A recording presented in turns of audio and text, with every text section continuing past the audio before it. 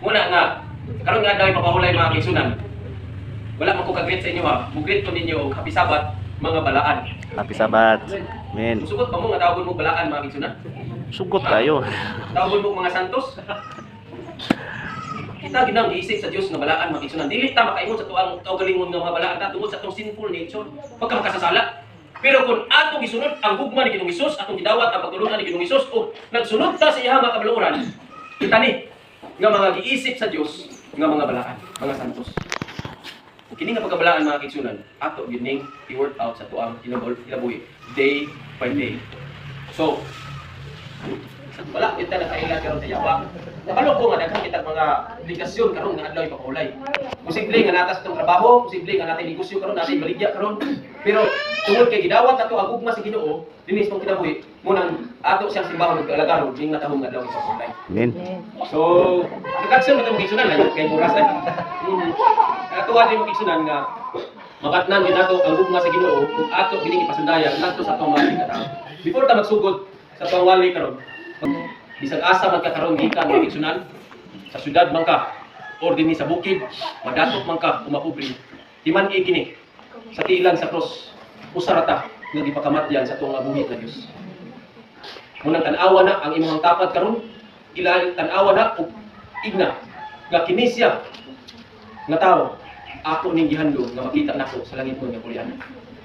Amen mga kaigsunan. Amen. Ayaw gyud una-una ang nga kini nga tao nga nakita karon. Nga dili ka malipay nga makita nimo sa langit mo nga pulian. Una-una gyud nga kini nga mga tao nga dinhi karon. Iluwas ni Ginoong Hesus o parehas usab dinimo nga nangandoy nga puyo sa langit mo nga pulian. Ang mensahe dili nga kautuhon makigsunan. Gibasa ka kanina nga the righteous shall live by faith. Ang mga matarong nga buhi pinaagi sa unsa to makigsunan? Pagtuo lamang. Danon ko kamo sa sugilanon sa mga apostoles during sa time Jesus dinhi sa kalibutan. If you have your Bibles with you, please open it in the book of Matthew, chapter 14, verses 22 through 33. Nini nga mga konteksto makigsunan, din mo makita ang sugilanon sa mga apostoles kung giunsa nila ang ilang pagtuo, pagdala silang pagtuo sa dihang ilang ikauban si Ginoong Hesus. Kini nga sugilanon, before ni siya nahitabo, dunay milagro nga gipakita si Ginoong Hesus sa iyang mga disipulo. Iyang gipakaon ang 5,000 ka mga katawan. Pinaagi lamang sa unsa to? Duha ka tinapa o 5 ka isda. 5 ka sispread. O, punta na to sa konteksto karon. Duha ka tinapay o 5 ka isda. Imagine 5,000 ang napakaon. Unya, ang mga Bible scholars nagingon sila nga mga lalaki na to. Mga matured na to, mga lalaki ang na-record na to. 18 above. Ang mga bata to, mga ulitaw to, bagong nangulitaw, o mga babae, wala na-record na to. Almost 12,000 na kuno to. Ano na to? Imagine ha, 5 ka tinapay, 2 ka isda lang. Katuhuan nili. Ha? Katuhuan nili. Dili no. Kay kung ato tanaw sa tong binugbot na. Kuan mo na, kumix mo na. Pero kay nasulat mo sa Biblia, tinood yun eh. Oh, nakita mo magini. Kunya, mo man po niya ginawali sa mga apostoles. So, kay na-record man din tinuod yun siya. Karon, pagkahuman ani nga senaryo, ipalakaw sa Ginoo ang iha mga tinunan. Tabok mo dito sa pikas laod, ang pikas nga isla, kaya ako magpabilin sa kay makik-communicate ko sa kuang amahan. Doon naging personal devotion si Jesus sa pagkikonek sa iyahang amahan. Karon, during sa journey sa mga apostoles, dunay dako kayo nga bagyo nga niabot sila hang kinabuhi. First yes, storm ni sa makigsunan. Kinsa nakasulay diri sa kayong barko, barutong. Oh, diri nakasulay. Kinsa nakasulay ubang ka? Wala siguro mo nakasulay kay wala mo daplin sa dagat o na dito. Nakasulay mo og kanang sa kayong barko nga gibagyo mo. Unsay feeling?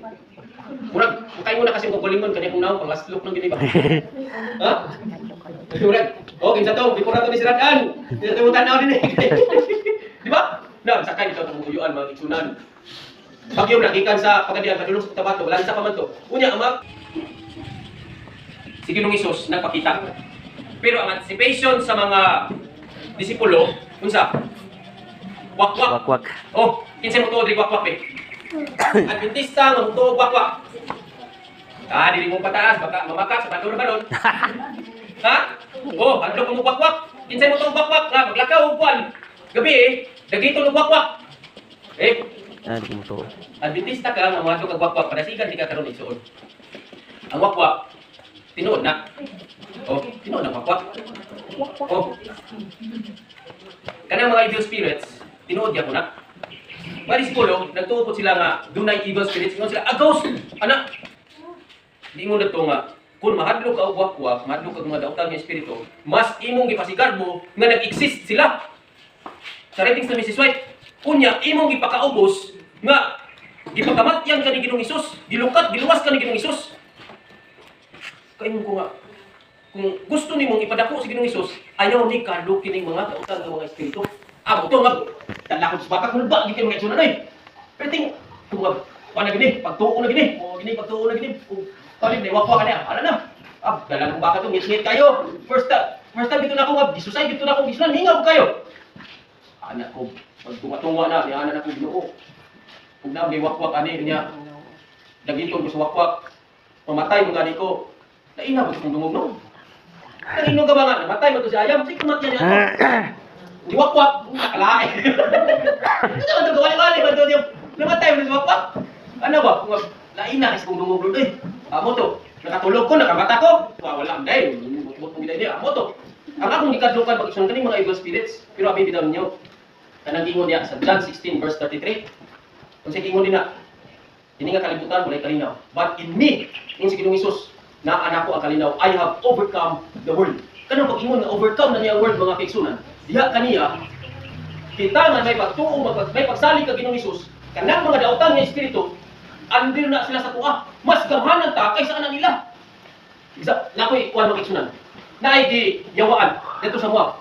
True story gini, masipag, kung tanong ko niyo si Pastor Jimenez, buhay pa man to. Si Pastor Jimenez, siya disiplina ng wato during that time. Naay babae nga giyawaan. Gisulod niya sa Job. Sunod na po Job. Jobi may ngalan. Kanang sa ngalan ni Ginoong Hesus, bawas na. Ano na gipusis? Ini gawas siya. Nya, kato nga, ingon na gito siya nga, may balaan niya nga, na sila, magdala sila mga kagingking itong mga ikulang sa iglesia, magdalang itong mga bangag-bangag, dito mga bangagi. Magsakit-sakit na itong bayam, ano ba, mag-struggle siya ba? Sakit lagi kayo, kaya pangunan-unan naman ang kwan. Mga bintana, mga bubuhok na gagmay, dito mga bangagi. Karon, pagka-uli-ulian niya, istorya dito, kanang Job. Sa kata mo Job, kay si Pastor Jimenez, gawas siya. Nagbunusol siya, nangayos sa pasaylo, nangayos sa tabang sa Ginoo. Pagbalik niya, kapag ako Job, sa ngalan, di Ginoong Hesus, bawas na. Nakalma siya. Then, istorya din, asa ni Namuyo. Pag istorya mo, isunan po dito sa lugot, pinalugot ka nila na, walang ito, anak. Salugit na sa lugot, daplin sa pangpang, kunya, kay balitik dato na nagpuyo. Dusi ka mga tigulang sa iglesia, mag-isunan, nagadto na itong gabi na ko. Sugod siya lakaw, alas 10 sa gabi. Matod pa, apil man akong papa to kung uyuan. Atod pa nila nga, kampi ka tagning sa... Anak sino ba? Talinis, yung kayo lang. Atod na to. Ang akong uyuan, iyang isog kayo. Dignan niya nga. Kung dili ninyo biyaan ang among usak ay suon. Pag disturbo ka niya, kining inyong balay. Amo ni putlon. Kumana to uli sila. Pag uli ito makiksunan pagka-uma. Bibisita ang atong mga kwan, Ginas Jubi. Kita man niya. Sinana sila. Istorya dito siya.